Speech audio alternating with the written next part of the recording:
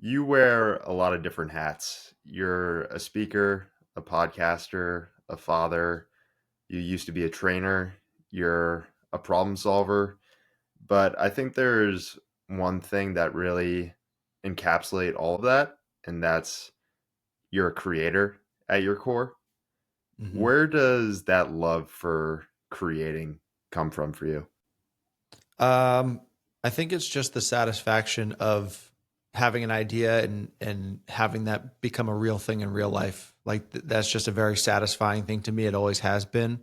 To just that's kind of the beauty of life. I think is that we all can be creators. Like a lot of the things that we look around at and use every single day at one point didn't exist, uh, and it was human beings that had the wherewithal to be like, maybe we should make this thing. And then all of a sudden it becomes a staple of our everyday lives.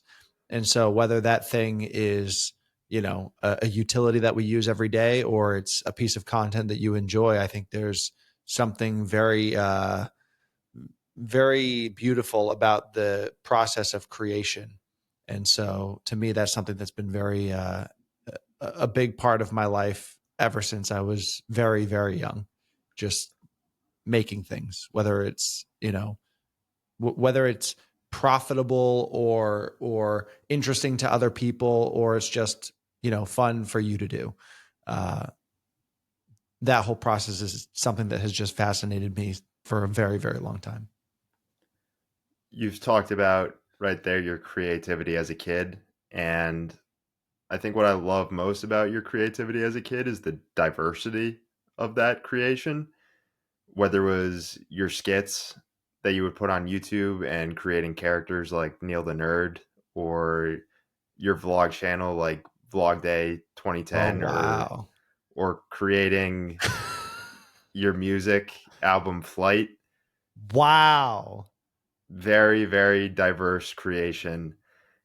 How do you think that mindset of creating for the sake of creating and having such pure intentions behind that creativity, how do you think that's benefited you later in life now where you're still doing a lot of creation, but it's much more professional, it's much more streamlined with all the personal development and self-help stuff you do hmm now? Yeah, I mean, you kind of took me aback there, mentioning flight out of all things. Like that is you had to. I don't know how you found that, but yeah, that's impressive, man. Can you rephrase the question just real short for me so I know what I'm answering? Yeah, I know I just took you back there, You but did. You unlocked memories.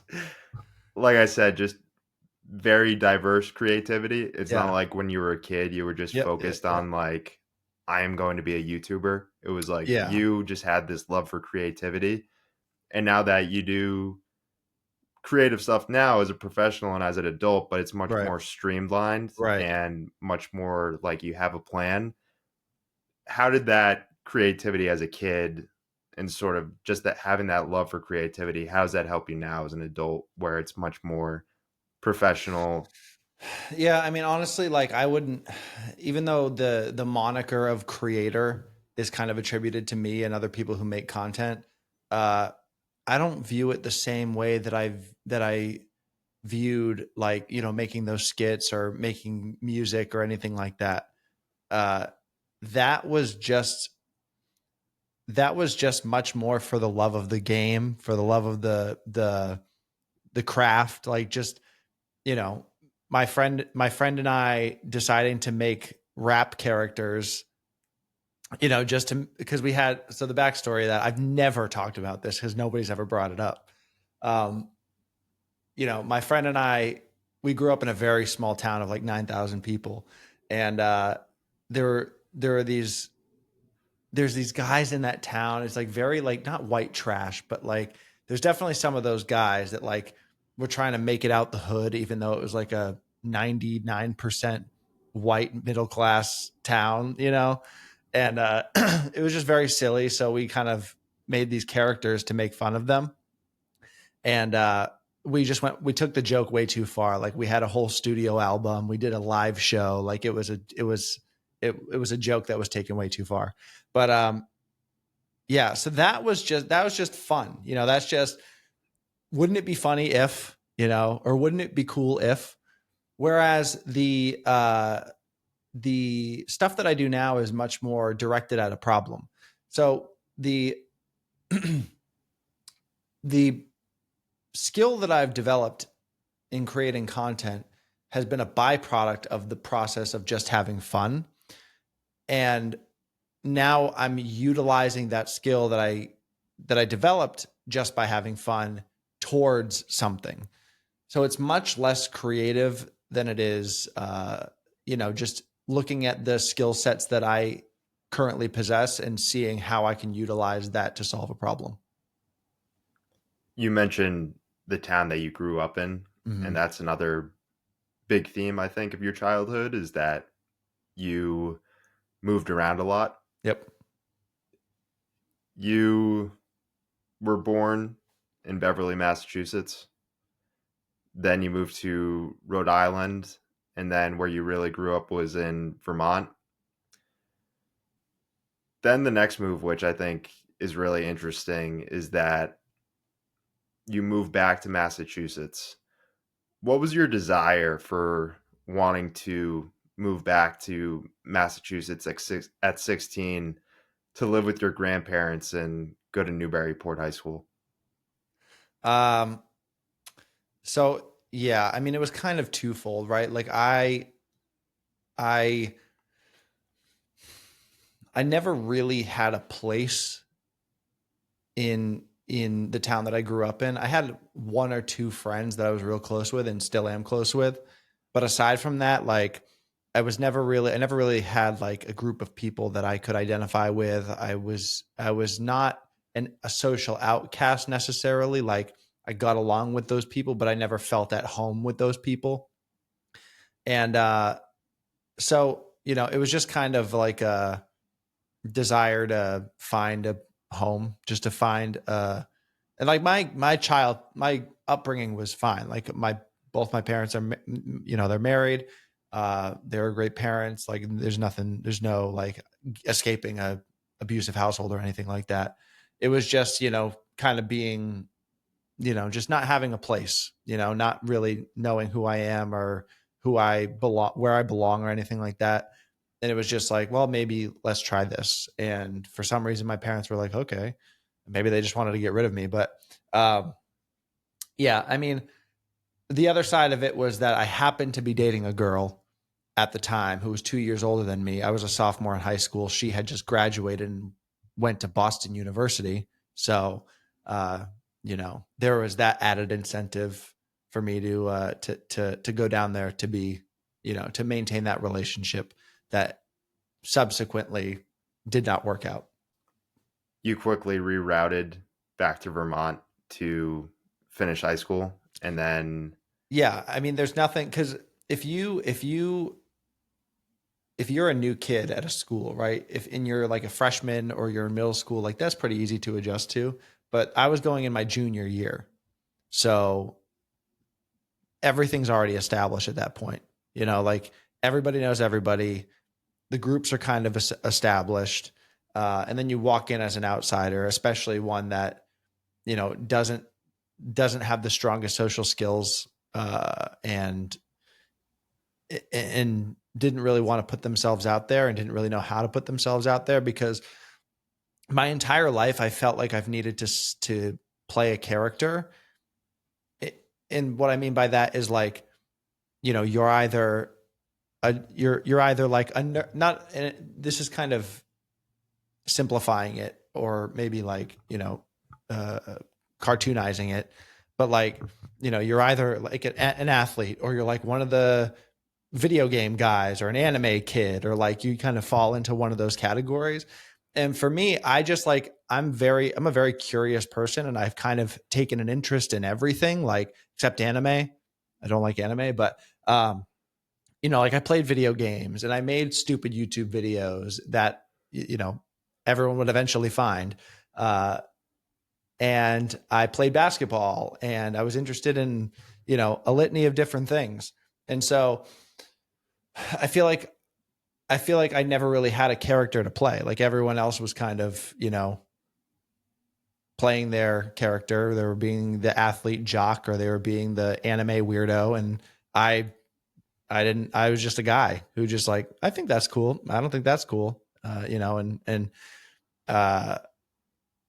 when I moved to Massachusetts and went to that school, it definitely, it became very apparent that that was the problem, right? Like that I didn't know where to start, because I didn't really want to play any of them. I didn't want to play any of the characters that they were playing. I just wanted to be me. And as an adult, that's something that people can recognize and appreciate, because a lot of people don't realize that they're playing a character. But when you're in high school and people are emotionally immature, like, you're not treated kindly, because people are teenagers are mean. Another big move that happens in your life, and this time it isn't you the one that's moving. How did you process everything when your dad had to move to Indiana for Mm. work after he lost his job as a cop? Yeah, I mean, that kind of set my soul on fire, in a lot of ways, because it wasn't. I felt it was very unjustified what happened, and I wanted to make it right. And really, the only way that I could conceptualize making it right. I mean, I can't storm up to his boss and be like, you made a mistake, hire my dad back. But I could be tremendously successful myself and make it right that way. Um, and so that really did set a fire inside me to to right that wrong. And luckily that wrong has kind of righted itself at this point. Uh, you know, he's ended up in a pretty good position, all things considered. And so, yeah, I mean, that kind of set me on a path of it was my North Star for quite a while. Obviously that's changed over time, but you know, um, that was really the main takeaway from that whole experience, was just wanting to correct that whole trajectory of my family's life, because he was the backbone of my family. Like if he lost everything, everyone lost everything. There's so he was the engine, and that's both commendable but also not practical. Like you need, if it's just you and nobody else around you that can support you, uh, that makes you a very vulnerable system. And so I wanted to try to help with that. So So, up until this point in your life, you're making all these somewhat small moves around New England. And then in June of 2018, you make a much bigger move and you move down to Florida. And it's also that same week that you go to a clinic and you get prescribed SSRIs. What did that process look like? so we actually made two moves, right? So I went down I went down to Florida with my stuff, uh, in my car, because the way it was working was my wife's parents were moving down at the same time with us, and we had more vehicles than people. So I had to make two trips essentially, get my car down there, get my stuff down there. And really was that first trip down there. And then I would eventually come back and we'd all go down at the same time. But it was that first trip down there that was kind of like the where things went chaotic. And it's hard to attribute, what exactly was the trigger of that. But it was like the first, it was definitely the first time that I had like a real physical panic attack. Um, and it was like, hyperventilating. My fingers and hands would go numb, and like my arms would tingle, and it feels like you're dying. Not that I would know what dying feels like, hopefully, but it was. I'd kind of been like, I don't know, like people call it like a worry wart, like somebody who's just prone to worrying about things, and I still kind of am, but like I've always been that way even since I was a kid, and so it wasn't until about 2016 that I like called it anxiety.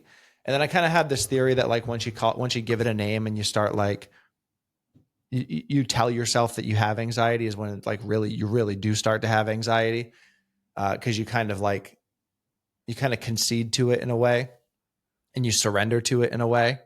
Uh, if you don't know how to manage it, if you say I have an anxiety disorder, that then like it gives you the room to kind of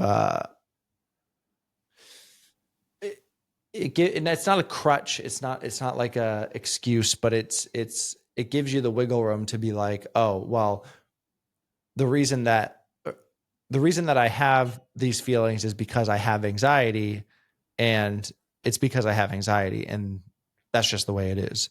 It's not because there are certain elements in my environment that I'm not happy with, that I have the potential to change, and it's within my control to affect those circumstances. Um, that's not the conversation you have with yourself when you give yourself that label. It's more just, I have anxiety and that's it. Like, I don't know. It's just the way my brain works. And that's what I was told. Right. Like, and it's kind of interesting how to go back to walking into a clinic in Tampa, Florida during that first trip. This woman, I remember it like it was yesterday. I walk in, I'm having this panic attack. I can't describe why. It was just like, there was no like, this thing happened and then I had a panic attack. It was just like these were just randomly coming on, which had never happened before. And I think it was just a combination of like all these different changes in my life. Like I was very stable. I was, at least for being 19 or 20 or whatever I was at the time. I had a good job. I was like building a career and everything was good. And then I just decided to like flip that upside down, and without really knowing what I was doing. I didn't have a job lined up in Florida. I didn't have any plan. We just kind of decided, let's go. And when you're not used to moving through the world really on your own, or like leading your family, it's very overwhelming. And that was kind of the situation, right? Like there was just a lot of unanswered questions, and a lot of things that, I wasn't sure about. And that just manifested physically through these panic attacks. And then I had one, and I was like, okay, I'm done. Like I'd been to different therapists before, and they say like, you should take blah, blah, blah medication. And I'd always turned it down. I'd always been like, nope, I don't want to do that. I don't want to do the medication route. Cause I just didn't, I've never liked pharmaceutical drugs. I've never really taken them. It's not been my thing. But at that point, I was just like having multiple panic attacks a day for seemingly no reason. Looking back, I know why, but at the time I had no idea. And so I was just like, okay, I'm done. I tap out, I gotta at least get out of this vicious cycle of having these panic attacks. So I go to this walk-in clinic, and this woman, some doctor, right, met me the total time that I conversed with this woman was about 5 minutes. This is the first time I'm meeting her. This is the first time she's meeting me.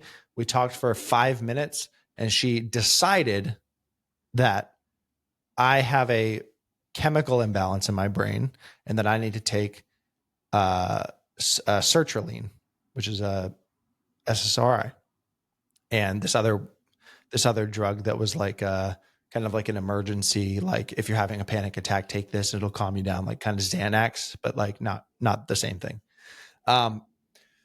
So, which I find fascinating, right? Like me, strange guy who nobody knows from Boston, walks into a walk-in clinic and says, "Hey, I feel anxious. I'm having panic attacks." No physical evidence of the panic attack. The panic attack is not in the room with us, but we decide that you have a chemical imbalance in your brain. Therefore, comma, you need to take this. And I did take that for about a year before eventually just not liking the way that it was affecting me. It was just giving me this numbness, not physical, not like a physical sensation, but like more just like an indifference to everything around me. I wasn't joyful in any moments. I wasn't miserable in any moment. I was just kind of like in the middle all the time. Uh, it just made me indifferent to life, which I don't think is actually living. So I decided to taper off and try to manage it in a different way, especially because at that point I got a job and my life was beginning to stabilize. And so I thought that was an appropriate time to taper off. You tried working with therapists as well, but Mm. wasn't successful at all. Why don't you think there was any improvement when working with therapists?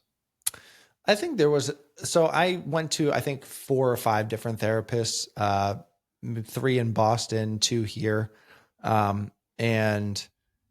the last one that I went to, it was right before the pandemic. It was like the end of 2019, early 2020 that I was going to this guy. Um, that I think was at least a little bit successful because we were having deeper conversations than I was having with the other 4 or 3, or I forget exactly how many, but we were having these conversations, and every other therapist that I went to, it was basically like, tell me how you feel. And then it was, here's a pamphlet of breathing exercises that you can do. And here's a refill of your medication.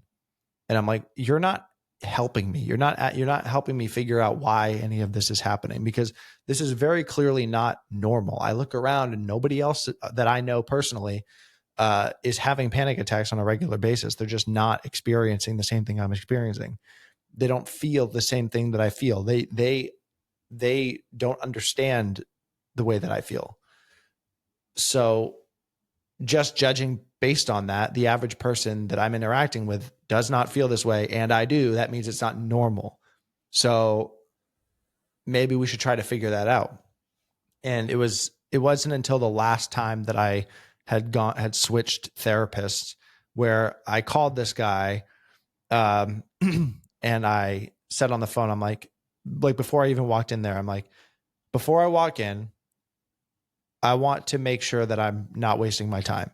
So is this going to be, tell me how you feel, give me a pamphlet of breathing exercises, or is this going to be like, hey, let's figure out what the problem is?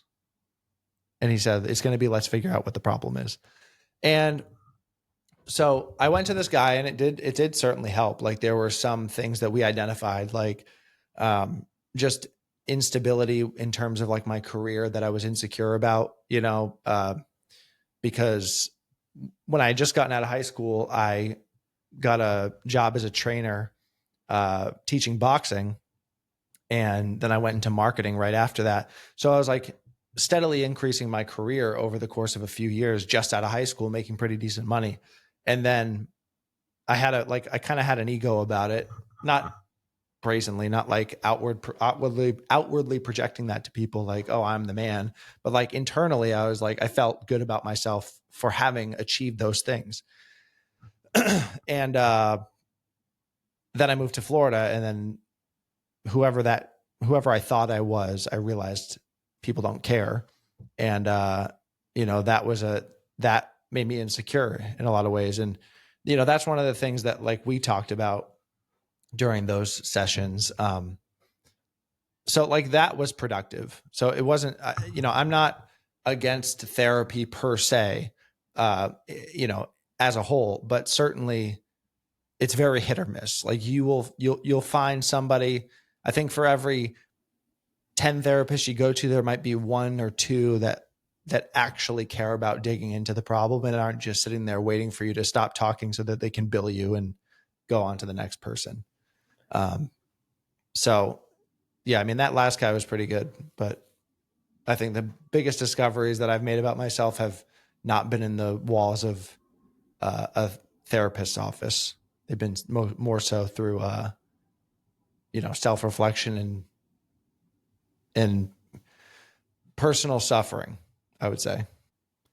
Completely agree with you from the standpoint about how it's great that conversations on mental health and therapy have become much more open and transparent. But I feel like we are also going down a path where it also seems like we're becoming too dependent on it, or we think that all the people in the space can be helpful, when I think the first step is really, can I work through this on my own? Can I figure this out on my own?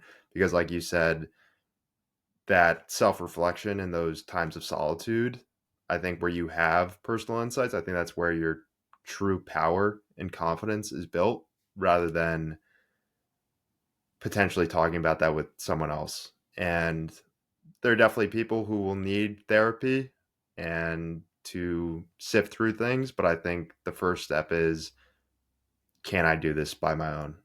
What are your Yeah, and I thoughts on mean, that? there's definitely value to therapy, not because the person is licensed or because they provide some sort of service that someone else can't. It's because therapists are trained to help. Good therapists are trained to help you see your blind spots and to help you see the things about yourself that you don't currently see. And they're trained to bring that to your attention in a way that's consumable to you and to sort of lead you down the path to discovering that about yourself. And so that's what I think the function of good therapy is, but you don't need to go to a therapist to get that. You can have somebody in your life, whether it's a friend or a mentor or something like that, who knows you and be like, what am I doing wrong? Or what do you see, that I don't see? And you can get just as good a benefit from doing it that way.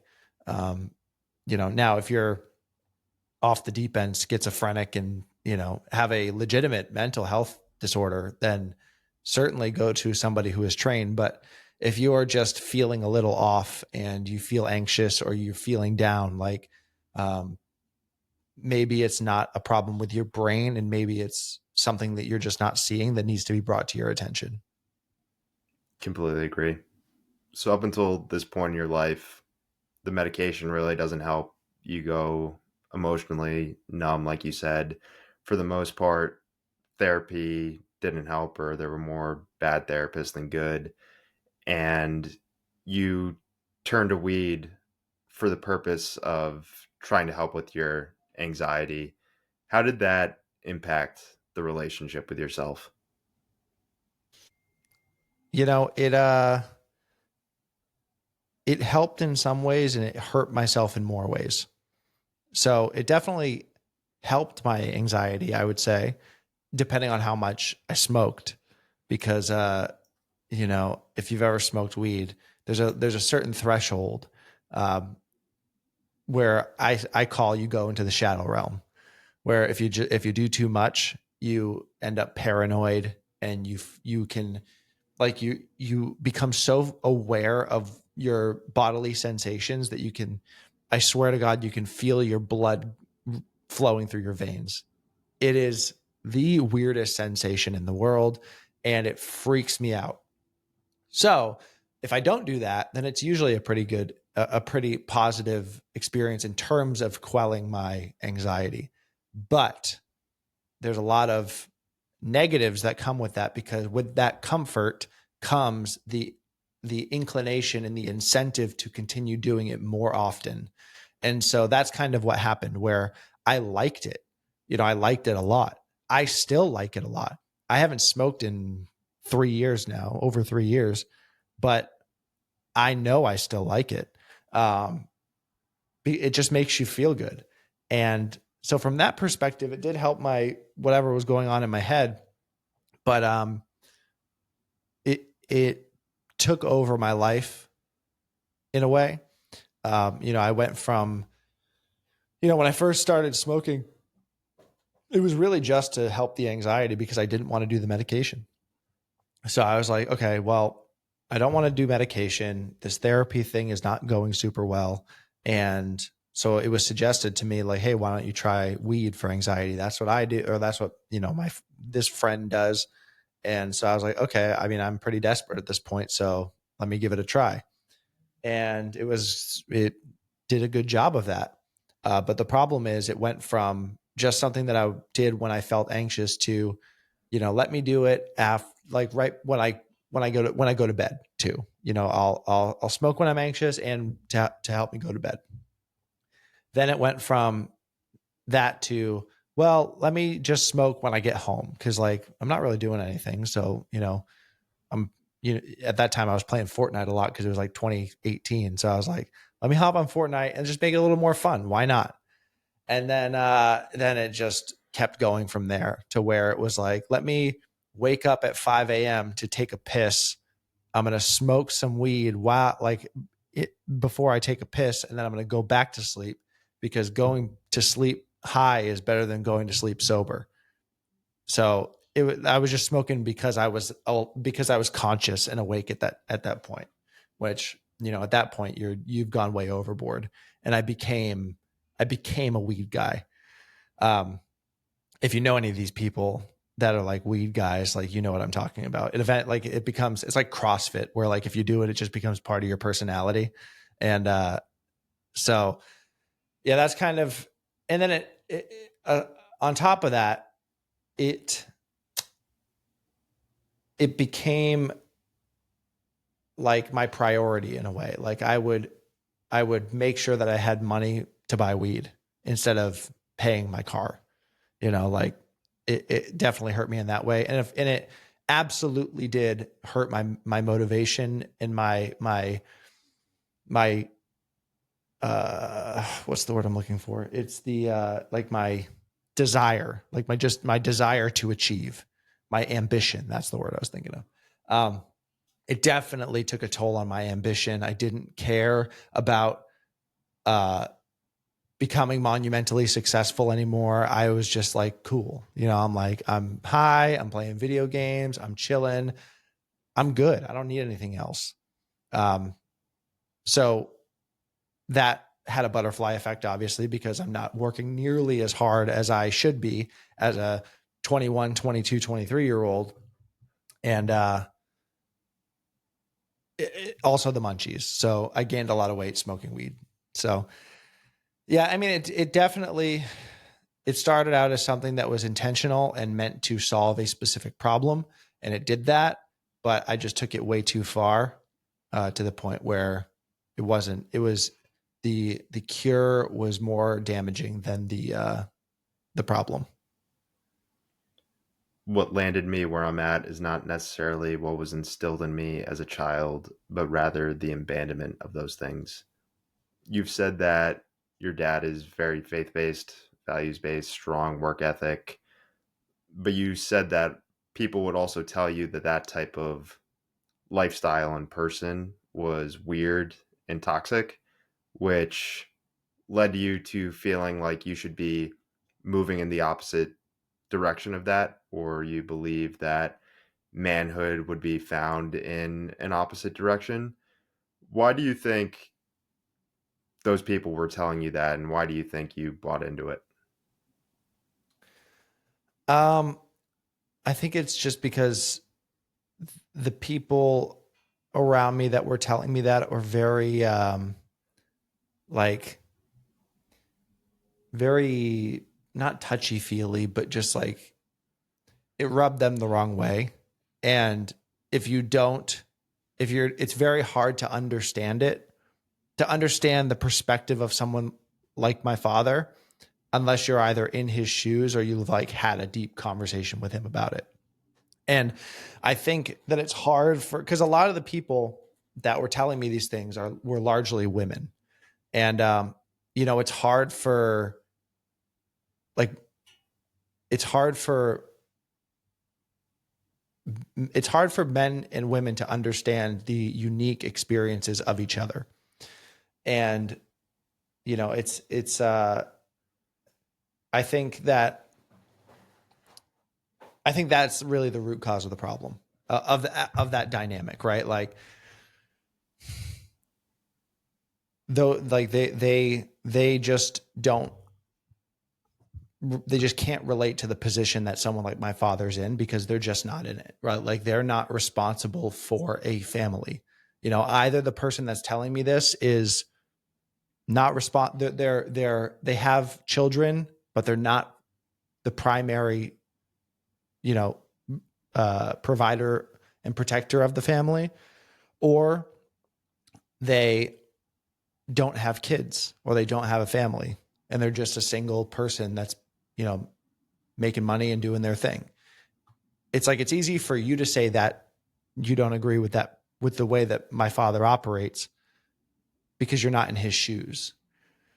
And like, the older that I get, and like, I just had a kid, so like, the more that I understand his position, and the more that I empathize with his position.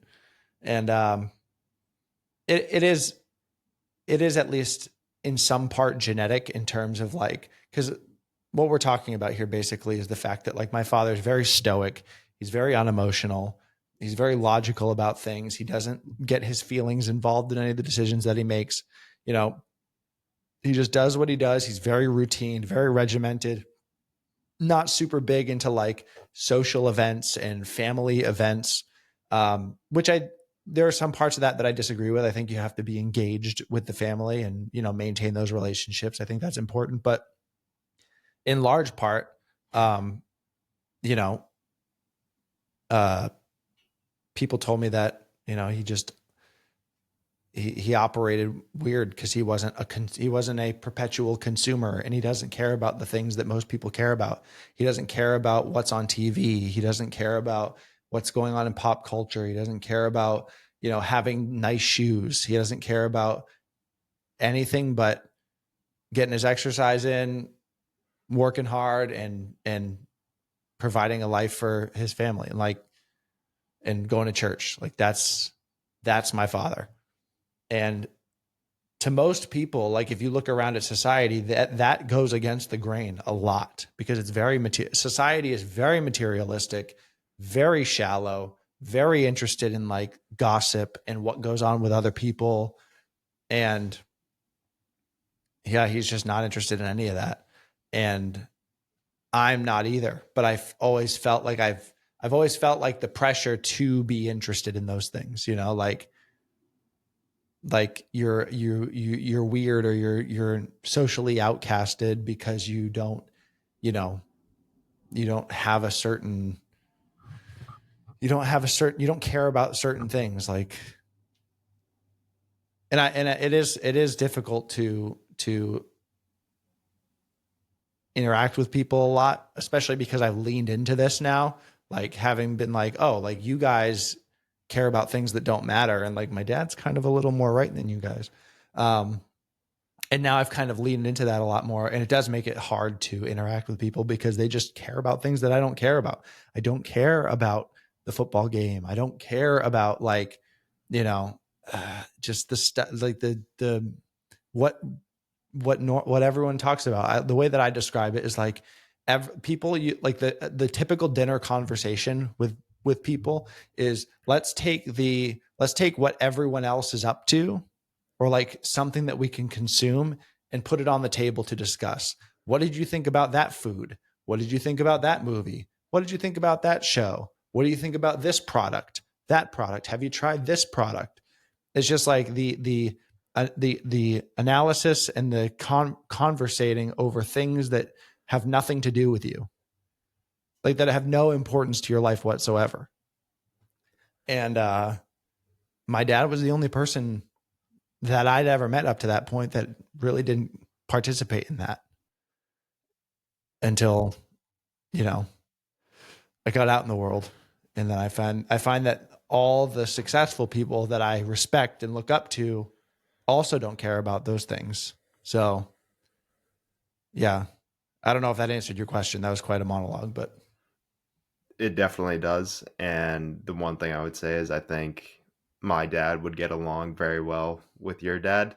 And those are a lot of the same values that my dad instilled in me, Mm-hmm. whether it's discipline, work ethic, not getting caught up in the social scene or just unnecessary matters that wouldn't be good for your development. Mm-hmm. And the one thing that always stuck with me that my dad told me when I was a young kid, and it wasn't even like a teaching lesson, but he just told it to me matter of factly, but it resonated with me back then and it always stuck with me is he said, play your own game. And I think that's going to what you're saying is just not getting caught up in the crowd and what everyone else is either doing or thinking about and getting deeper into you're saying you kind of regained those values and you've leaned into that now. Getting back to the start of that process, you've said from 2019 to 2020, you define that time in your life as fixing what was broken. What was the final straw that made you know that you needed to change the way your life was going? Um, well, there was a couple events that kind of hinted towards it, but I think one of the real like look in the mirror moments that I had was, I kind of thought to myself like, because my wife is a little bit older than me, and uh, the pressure to get on with life was starting to creep in, like to get engaged and to get married and start to have kids. Like, and at the time I was like 22, maybe 21, I don't remember, but it was starting to get to that point where I was like, okay, I have to start kind of getting this train moving if this train's going to move because women can't have kids forever. So I thought, okay, well, I need to it was just in that moment that realizing that I need to start getting life going and start getting engaged and getting married and having kids. And it's kind of like beginning to be time for that. And just realizing how far away I was from that. Like, cause I did want those things. I wanted to be a dad. I wanted to have a home. I wanted to do, I wanted to have the white picket fence and live that life. But at that time I was very overweight. I was, $40,000 in credit card debt. I was 3 months behind on my car payment. I was, my wife was bringing home, girlfriend at the time was bringing home the vast majority of the money. She was getting up at 5 a.m. to go collect tips on a golf course as, delivering drinks while I was, smoking weed and playing video games and maybe teaching a boxing class here and there. Um, it was just a very daunting realization that like the man that I like really having the moment of like, okay, who do you want to be? Like what kind of life do you want to provide for your wife and your future kids? And, what's the North Star? Like what's the dream? And then I thought to myself, okay, like I can't, not only can I not produce that, but if that life was handed to me on a silver platter, I don't have the characteristics, the traits, the skills, the ability to even maintain that life. Like I'm so wrapped up in my own problems that if you handed me kids, I'd be like, I can't deal with them. I can't even deal with me. And so it was that realization that I was like, okay, if I'm ever going to touch that life, then the buck stops with me. I have to change something. You stopped smoking weed and you said that solved a lot of your problems. What were the other types of activities or work that you were doing that you felt really set you on a good path? Yeah, I mean, I would say that not smoking weed anymore was kind of a catalyst, uh, because the same way that I talked about it sort of cut my ambition off at the knees. I started to regain that, like sitting around and playing video games and doing all the things that I used to do. Sober is not as fun high. Like you start to look at yourself like, okay, am I really sitting here for 5 hours a day and playing this game? Like it's not yes, I built a crazy sick house in Minecraft, but like, you're still living with your in-laws. Like what, like, like, so you start to have that conversation with yourself and build that awareness, and it starts to be less fun, and then it starts to be a little shameful, and then you start to get a little disgusted with yourself when you do it. And so then I was like, okay, I got to find something else to do. And and then physical fitness is something that I've always leaned on in terms of building the mental capacity to do the things that I need to do. I think fitness is a very, very analogous to life. And a lot of the lessons that you learn in life, you also learn through physical exertion, whether that be sport or, just lifting weights at the gym. I think there's a lot to be learned there that can be applied to life. And so that's something that I've always fallen back on. And then, of course, I talk about it a lot, 75 Hard, the program by Andy Frisella. That's something that I usually treat as like a sort of mental reset. And it's definitely accomplished that. Every time that I do it, I come out of it a more mentally and physically dangerous version of myself, to use, for lack of a better term. I'm a sharper sword in the world. I think of human beings like tools. Like, we're tools to facilitate good in the world. And like, that program is something that I think sharpens you in a way that few other things do. You say that one of the biggest misperceptions of personal development is going from a state of disaster to a state of perfection with a flip of a switch, and completely agree with you. In my mind, what I think is really the framework that you should be having is asking yourself the question every single day, did I improve upon what I did yesterday? Did you have that type of mindset right from the start, or how did you get that patient outlook on everything?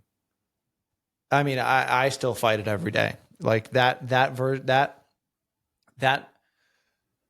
inclination to be like, to like wipe the slate clean every single day. And like, let's say if I eat like something bad that I'm not supposed to eat, the mentality of like then let's just, okay, we already messed up today, even though we went over just 100 calories, but we're going to gain weight anyway. So we might as well, just have 3 extra slices of pizza just because we already messed up today.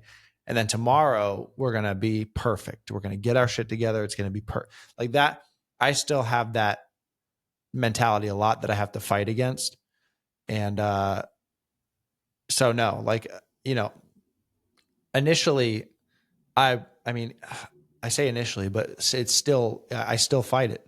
That yo-yo, like, that I'm going to be perfect. And then, well, since I can't be perfect, I'm going to destroy myself. And then I'm going to go back to trying to be perfect. And then once there's one little bump in the road and things aren't as perfect as I want them to be, and I don't have this rocky training montage of making my life better, then I'm going to continue to destroy myself for another day, another 2 days, until Monday rolls around. And, it's, I think once you have that mentality, you're always going to fight against it. But it's really less about that micro up and down, and it's more so about the macro consistent up. So, even, and this is why I hate that I'm like a self-improvement guru, or like people look up to me in terms of self-improvement, is because like, I'm just a normal guy. Like, I have seasons of not doing the right thing. Even now, like, if I, like, legitimately, if I don't post content for 2 weeks, there's a pretty good chance that I'm not being super disciplined in all the other areas of my life, because I make a conscious effort to not talk the talk unless I'm walking the walk. And so if I'm not talking the talk, there's a good chance that I'm having a hard time walking the walk.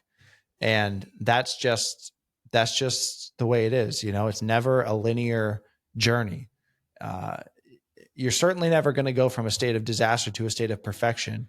But even lowering your expectations and thinking that just because you started to improve means you're always going to improve, I think that's also a misconception. You're not going to have that consistent, I'm improving every single day. Like, you're going to have 8 months where you improve drastically, and then you're going to have a month that's just a bad month. Like, leading up to 2024, like, I was doing pretty good. Like, I was consistent, I was working out, I was doing my thing, and then I had a kid. Sometimes life happens, like, I didn't really care about personal development when my kid was in the hospital. That stuff happens. So, you can't, and it doesn't always have to be your kid in the hospital. Like, recently I just moved. Like, we didn't have food in the house, so we ordered a pizza. God forbid, like, it's not going to be perfect, and that's the point, right? Like, but the what gives people that are interested in personal development the competitive advantage over everyone else is that they are even paying attention to whether or not they're improving. Most people don't pay attention at all. Just you paying attention to the fact that you have improved or have not improved is going to make you more inclined to improve. It's just like if you track your calories versus you don't track your calories. You're less inclined to eat more calories if you track them, regardless of what you eat. Just the fact that oh, I had way more calories than I thought I had. I'm going to eat less tomorrow. Just the awareness of it is going to help you. That's not to say that that's all there is to it, but um, you know, you absolutely should try to be perfect, but also live with the expectation that it's not always going to be that way. And that just because you had a bad week or a bad month, your life's not over. Where, like, if you are consistent and real good for 6 months and then you have one bad month, where you're starting out after that bad month is substantially better than where you were starting out than 6 months ago. So, you know, I think if you should always aim for perfection, but if your expectation is perfection, then you're going to exist in the yo-yo and you're never actually going to make progress. So, Completely agree with you on the idea that if you have the awareness of I'm not in a good spot or I can be doing better, that's a massive step forward in the right direction because there are a lot of people who won't have that awareness or they will try to blind themselves to that awareness. And to paint a picture for you here, because obviously, like we said, you can't go from being really bad to being really good overnight. When did it feel like you had gotten back to ground level, basically? Like, if you were like, let's say you were in a massive hole, smoking weed, video games, overweight, not motivated or anything, when did it feel like you got back to a point where, like, all right, I've worked really hard and now I'm back, like, at the ground level? And then when did it feel like, all right, now I've kind of broken above ground? I don't even think of it like that. Like, I feel like I'm at the ground level now. I like that outlook. Like, genuinely. Like, I have this, like, I don't know. I'm a very harsh critic of myself, and my aspirations just continuously grow. And so, no matter where I'm at, I always feel like I'm not even close to where I want to be. Like, the gap between who I want to be and who I am is, like, sometimes it gets smaller, and then other times it gets bigger, and it never gradually gets smaller. It gets smaller, smaller, smaller, smaller, and then it just gets bigger again because I believe more is possible. I resonate with that a lot. And I think in my life, it's sometimes a double edged sword where it's a good thing because you always stay grounded and level headed and you don't get too big of an ego. But I feel like at other points, it can sometimes hold me back because it makes me blind to the progress I have seen. What was the impact of seeing that graphic of the seven deadly sins next to the seven heavenly virtues. Yeah, I mean it was a mirror held up to my face, in terms of like all the seven deadly sins: greed, lust, envy, wrath, sloth, pride, and gluttony. Um, those were all things that I was participating in at the time that I saw the graphic.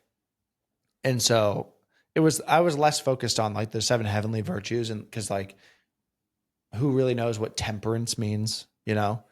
But when you see greed, you're like, okay, that's me. Lust, that's me. Sloth, had to Google that one, but that's me. Uh, you know, Gluttony, like those are I read it and I could associate actions that I have taken not that far in the past. Uh, and this is like December of 2020, roughly. Um, I saw like each of those words. I think of all the things that I did that were associated with that one word, and I'm like, wow, I am like I have the values that I aspire towards, but at that point, if you were to ask me the values that I acted like I aspired towards, it would be all seven of those, right? Because there's who you think you are, and then there's who you actually are. Who I thought I was chastity, temperance, diligence, all the seven heavenly virtues. But in reality, I was an amalgamation of greed, lust, envy, pride, all those. And so that was one of those moments where I was like, wow. Because like as far as like the spiritual side of it goes, like I had just completely unplugged at that point, and I was just I wasn't I was kind of indifferent to religion. I didn't really care. Like I wasn't I wasn't an atheist per se, but I wasn't I wasn't like running around saying God doesn't exist, but I also wasn't interested in finding out if God did exist. And I don't know, that was just one of those things that kind of woke me up to the fact that like maybe there's something to this, like if I can feel as miserable as I felt, and that those seven words can best describe me more than any other words, maybe there's a correlation there. Maybe the reason that I feel the way I do is because I'm participating in these things. And so let me just try to not participate in these things. And it wasn't even like that's kind of the interesting part of it, because it's not like it wasn't saying watching porn or eating a lot of food um, or I'm trying to think of an action that might be associated with one of those words, but it wasn't saying don't, like how you see on like Twitter a lot, where it says don't watch porn, don't eat more calories than you burn, whatever, right? Like you have these. It was just like don't be gluttonous, don't be prideful, don't be envious, don't be lustful. That's a very different thing. When you're it's a very different thing to like, let's just take lust because it's like the most concrete example, right? Like it's one thing to say, okay, stop watching porn. And then it's another thing to say, stop trying to be lustful. Stop looking through the world through that lens. Instead of saying, stop eating seed oils, like everyone says on Twitter. How about stop being gluttonous, only eat what you need? Like that's like a change in perspective and a change in the lens you view the world through, rather than just like not participating in a certain thing anymore. Like that changes who you are versus changing the things you do. So yeah, I just found it very powerful. And, based on the way that I felt after I stopped, and it's hard, right? Like you're a human being at the same time. It's hard to not want to be gluttonous. It's hard not want to be prideful. It's hard not to want to be, especially as a man, lustful. You still fight those things every single day. But once you stop participating in the actions that are associated with those feelings, or that those feelings lead you to, uh, that was enough for me to realize that there was probably something to this religion thing, whether the mystical side of it is real or not. Um, there's absolutely something to the value side of it, the practice of living in that way, which, you know, I think is real enough to be worthy of participation. An idea that you resonate with a lot from Jordan Peterson. You are a community of people stretched across time. I like to think of that in other words. The different versions of yourself over your lifespan create this community. How do you think publicly documenting yourself and creating since a very young kid and putting yourself in front of the camera, how do you think that's further built and allowed you to visualize the community you've built for yourself internally? I mean, it's just cool. Like, it's cool to be able to look back on those things, but I'm, I'm, I don't think about it too much. I'm much more concerned about the community of people in the future than I am about the community of people in the past. You know, it's cool to look back on, but it's not something that I concern myself with too much. I focus 90% of my energy in terms of myself into who I'm becoming rather than who I am and who I've been. I like that. You've grown a pretty sizable following on Instagram and TikTok, hundreds of thousands of followers, but you've stood by this idea and this mindset that you're not a content creator, but you're a problem solver. What's the main problem that you've tasked yourself with solving?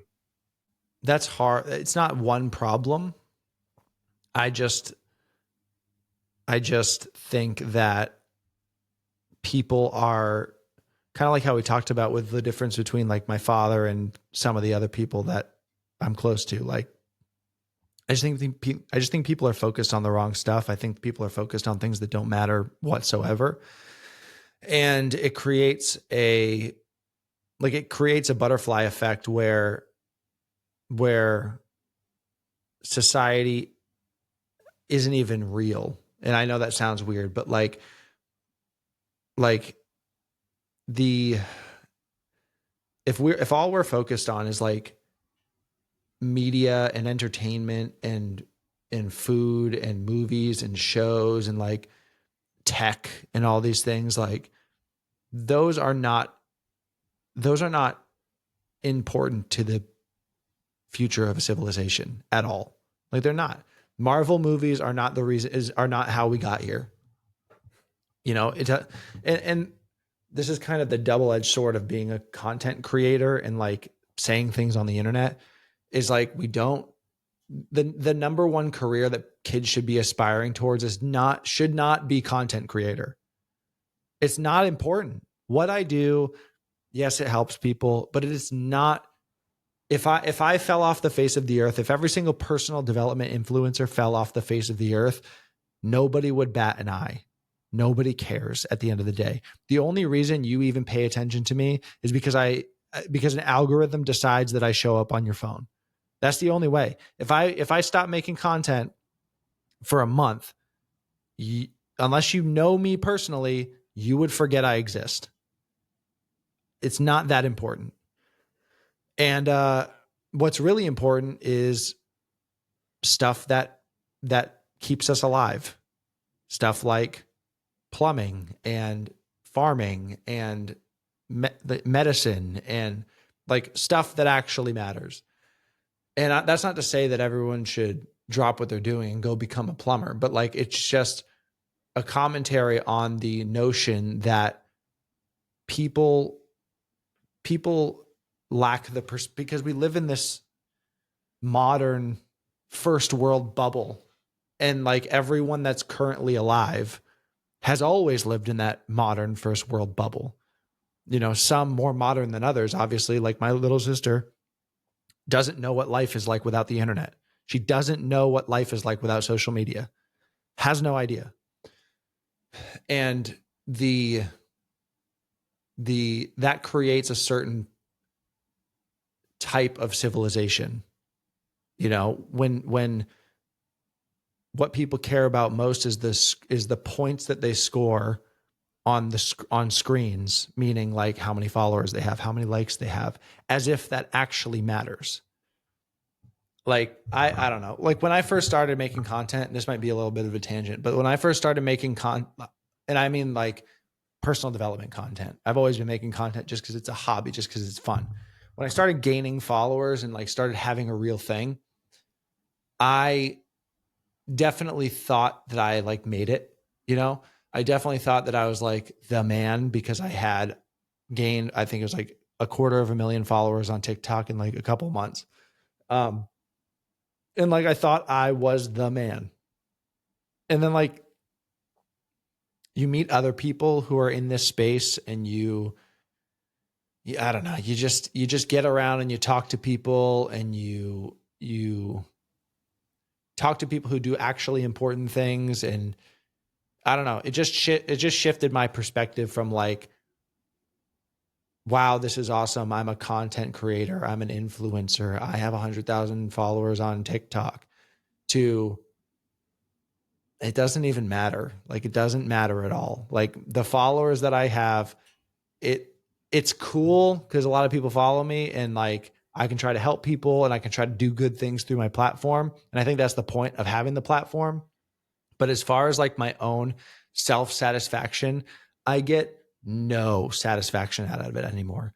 Honestly, if I'm being totally honest with you, I I refrain from telling people about the stuff that I do online just because it skews people's perspective of you, you know? And like people it's just not important to me. It's not important to me. I like to make the content still. I like to help people still. I like to try to provide value to people, but it's not like, especially the self improvement space to me specifically grosses me out because it's like preying on people's suffering for profit. You know, like you see a lot of like the buy my course guys, you know, just making up problems that like can be solved with a YouTube video that's already out there for free and making a $1,000 course on it. It's just gross. And I don't want to I don't like that I'm bunched in with those guys. Um, I just think, you know, the point of having the platform is to try to influence people's perspective and move their minds in a way that is more conducive to the way that you view the world. Um, it certainly has it's certainly effective for building a business and doing all that, but I think when in terms of what I do and the approach that I take, it's much more important to me that people shift their perspective towards maybe this social media thing isn't as important as people think it is. Maybe, you know, all these things that are promoted throughout society aren't actually the things that should be promoted throughout society. Maybe we should uh, focus more on the people in our lives, like the real people that we see every single day. Like people think that their lives are the people that are in their group chat, or their lives are the people that they exchange reels with on Instagram. It's like those aren't your people. Like that you might like them and you might, you know, have the same sense of humor and all that, but like there's a real life out here that like actually matters. And you need to participate in that, because if we don't participate in that, going back to the broader perspective of like, which was genuinely the original reason that I started making this content, is because if we don't participate in the real world and become as excellent in the real world as we possibly can, and we don't develop real world skills, that leaves us vulnerable to other civilizations that do participate in the real world, other countries, other uh, other populations, it doesn't matter. Like if we are, if we live here and everyone in some other country, whether it's Russia or China or whoever, is living in the real world, building real skills, you know, gaining strength in that way, having families, growing their population, what happens to us? We collapse. We collapse. The number one export in the US is like media and tech. That's not a strong country. That's not a strong civilization. If what we produce for the world is entertainment, we're the jesters of the world. We are the court jesters of the world. That was never, and weapons, by the way. Weapons is the other huge thing. But you know, it just, I don't see that going well for us. And so what I do is I go on the medium that everyone is participating in and I say, hey, maybe this isn't a good idea. Maybe we should do something else with our time. So that's the problem that I'm trying to solve. Social media has definitely created characters out of all of us from the standpoint of what we consume and who we consume. Yes, those are real people, but we're just seeing them within a digital world. So they're more so like a fictional character rather than a real human. And then also Right. being on the creator side of things, I think people can get into a difficult situation while that they're creating a character of themselves rather than who they are as a real human being. And I think that ties in nicely to what we were talking about at the start of our conversation about how when you were in high school, you felt like I'm interested in a lot of different things. I don't fit this like one character mold. And I think social media is prone to having people question who they really are because you're constantly seeing hundreds of different people throughout the day in this digital world. And you're like, oh, I'm kind of like this person or I'm different like this person. And you're just constant in this comparison cycle rather than knowing who you truly are. And like you said earlier, also, your son was born earlier this year. And you said so many things that I believed were important ceased to matter. Mm-hmm. On February 12th, 2024 at 3:46 p.m., everything finally made sense. Mm-hmm. What made sense? That, so it's a bit of a cop out because as articulate as I try to be, there are certain things that can't be put into words. And parents always told me that. They're like, you never understand it till you're there. You never understand it till you have a kid. And it's true. So what made sense cannot properly be articulated. You literally, like, they're right. They're right. I try to articulate the unarticulatable. And that's what I think. I genuinely think it's like a biological phenomenon that once you have some, like, going back to the creation conversation, right? Like once you have a human life that you created in your hands, yeah, that is just something that can't properly be put into words. It is a deeply biological, physical, like spiritual phenomenon that can only be experienced, not explained. It's a feeling more than a thought. Yeah, for sure. It's very hard to understand how your mind works if you don't spend any time in it. Mm-hmm. When you were younger, you had a t-shirt that said Mattology on Oh it. my God. And Yeah. then underneath that, it said the study of Matthew. Throughout your entire life, what do you think you've come to understand most about yourself through your journey of Mattology? Well, so that was just a shirt that my dad bought me when I was younger. There's no backstory to that, by the way. Um, what's the thing that I've come to learn about myself? Um,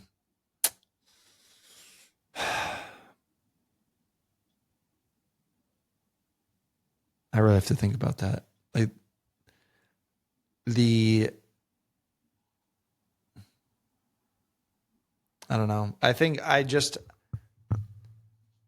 have more questions about myself than I do answers about myself. I think, the more that time goes on, I, I, I don't feel like I've truly figured myself out in any way, shape, or form.